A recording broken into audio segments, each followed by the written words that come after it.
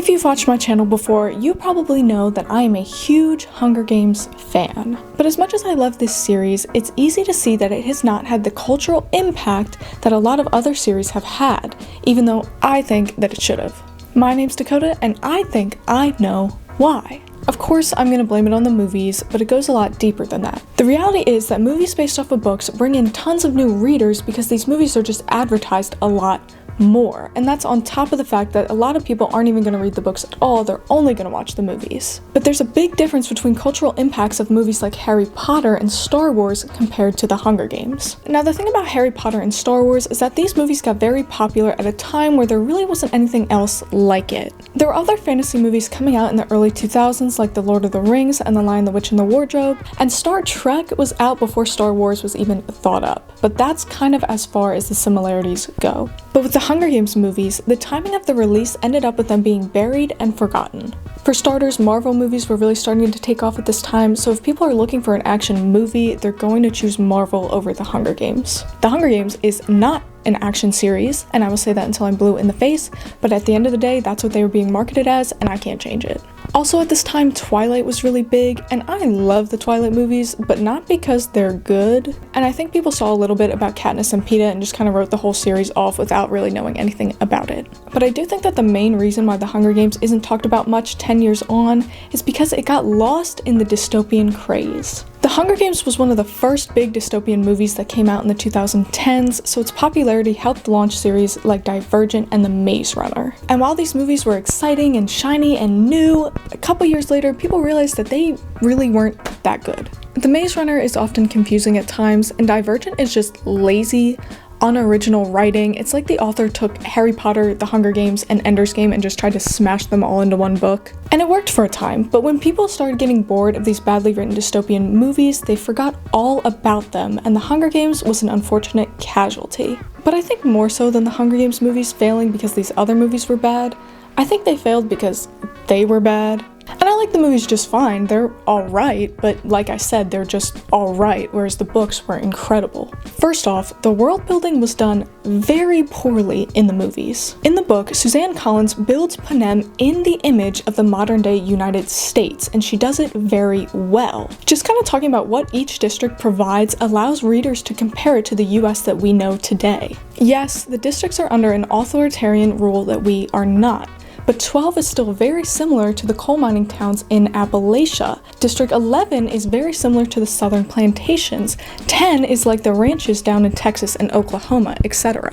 But the movies never build this connection between the present-day US and PanAm, which is kind of like the whole point of a dystopian novel. Isn't the whole point of dystopian novels supposed to be like, hey, we have to stop doing these bad things now because they could turn into these bad things in the future? In the movie, PanAm comes off as fantastical. We have no connection to the setting, and we go through the whole first movie and most of the other movies devoid of this knowledge. Yes, in the book, Katniss does not have much information about the other districts, but she does have some, and her acknowledgement of the lack of information builds PanAm in itself because readers now know that the capital is suppressing information between the districts. Things always have to be different in a movie than in a book, because you have to show and not tell, and that can be very difficult in The Hunger Games because Katniss tells everything from a first-person point of view. I think that the movie should have had a scene right in the beginning before we're even introduced to Katniss that introduces us to PanAm. Maybe even the little film that they watch at the Reaping instead of just a block of text before the movie starts. Like with Harry Potter, we're learning everything about the wizarding world at the same time as Harry, so it's very easy to create the setting. But with The Hunger Games, they have to put in more effort with that. And coming off of that, a lot of times the sets just don't look good. I've talked about before how District 12 does not look like any coal mining town I've ever seen. I'm from PA, so maybe it's different in other places. But Songbirds and Snakes was even worse. When I walked out of the movie with my sister, that was one of the first negative things I said, and she immediately agreed. It looked like an industrialized steel town as opposed to a coal mining town. And I know that's such a little thing to be annoyed at, but when the whole thing is also created by mediocre CGI, it creates an even greater disconnect with the audience. Long story short, movie viewers just don't have any connection to PanAm, and it stunts the entire story. Then we have our characters, specifically our main character, Katniss Everdeen, who is not written very well in the movies. And I don't blame Jennifer Lawrence or any of the other actors that their characters were written badly, but this further creates a disconnect with the audience. In the books, Katniss is basically a terrified kid who only got involved in all of this because she doesn't want the people that she loves to die.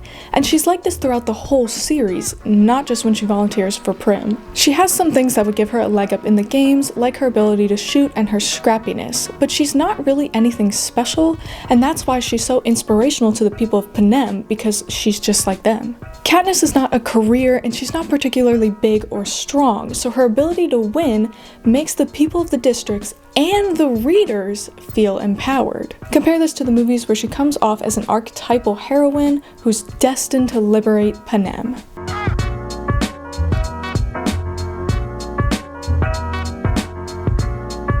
Also, compare this to Harry Potter, who is that predestined hero, and a lot of times the readers complain that his point of view is very dull, whereas you're never going to get that with Katniss. And on top of all of this, a lot of the human moments from the book are either downplayed or completely removed from the movie. I think they did Rue and her death really well, especially because I love seeing the people of District 11 start to revolt, but even when Katniss volunteers for Prim, the editing is very abrupt and just not good. Like in the books, Katniss is looking down, and then when Prim's name gets called, her knees literally give out, and she only realizes when she notices that she's being held up by one of her classmates, and then she sees Prim walking up to the stage, and that is when she runs out and volunteers.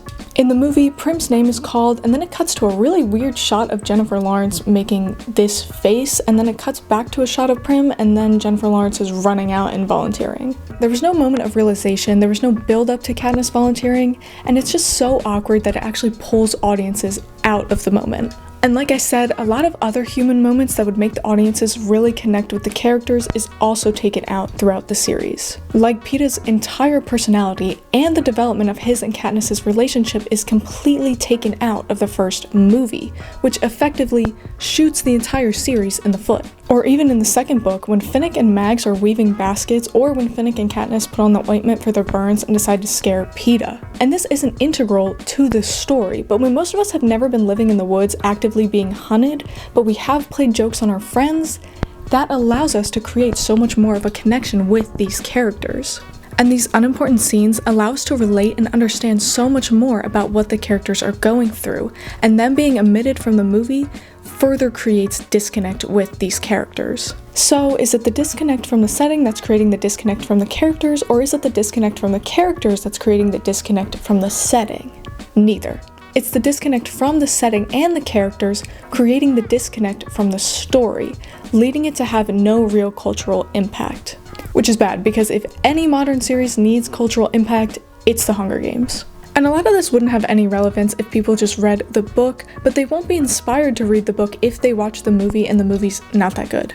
Every time I make a Hunger Games video, I'm always like, oh, this is the last one, and then without fail, it is never the last one. So I'll probably have something else to say in about a month or so. But that's it for today, guys. Let me know your thoughts in the comments below, and as always, have a great rest of your day.